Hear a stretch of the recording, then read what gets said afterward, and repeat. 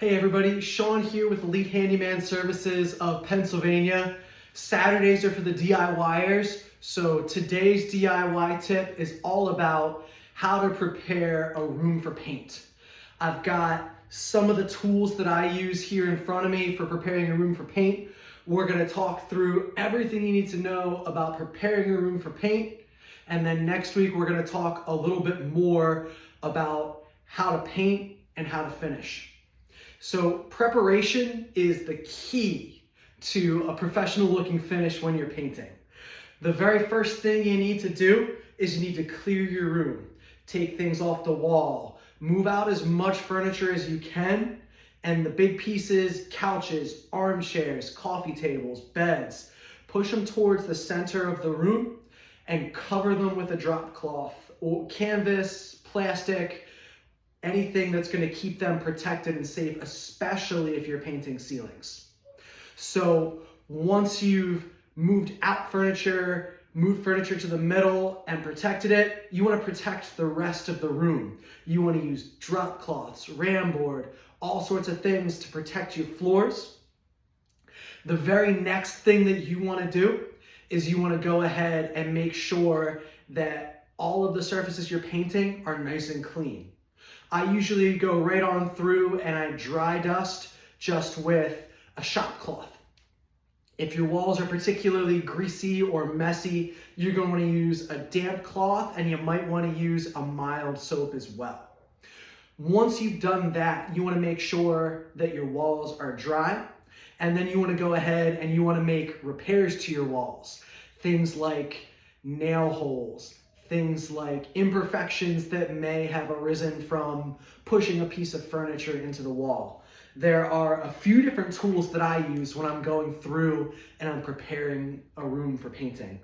For things like nail holes and very, very small imperfections, I use a lightweight spackle. This is fantastic.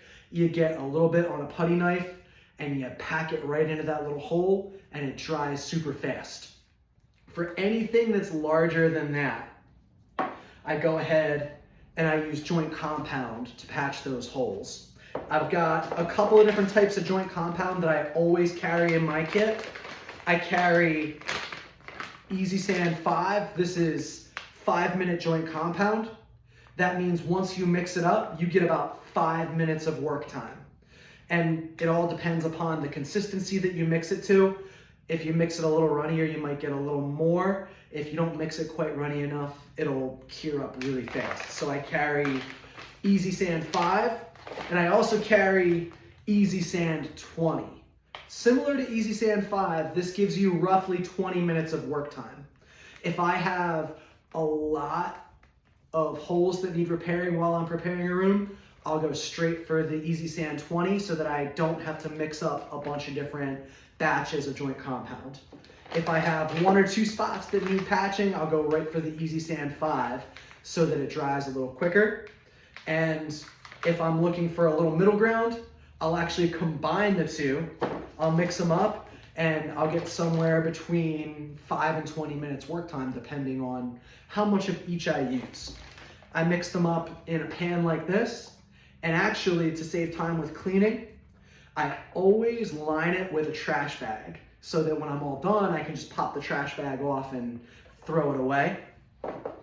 I use a simple measuring cup to pour water into my pan just to save up on the mess, a putty knife to mix it all together, and then I'm ready to go. Once the walls are prepared, you're just about ready for your primer. And you don't always have to prime. So there are some people who say, yes, prime every single time. And there are some people who say, no, you don't always have to prime. And whatever works for you is fantastic. But I fall into the camp of, you don't necessarily have to prime every single time. I prime when I'm going from a darker color to a lighter color. I prime when I'm making a dramatic color shift. And those are really the 2 big times that I prime before I paint. But when I do prime, I use a high quality primer.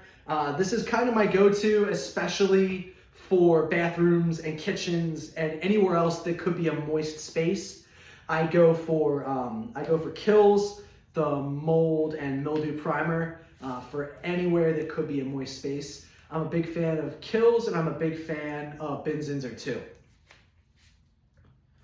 Once you're all primed, you're ready to tape and get started with your painting.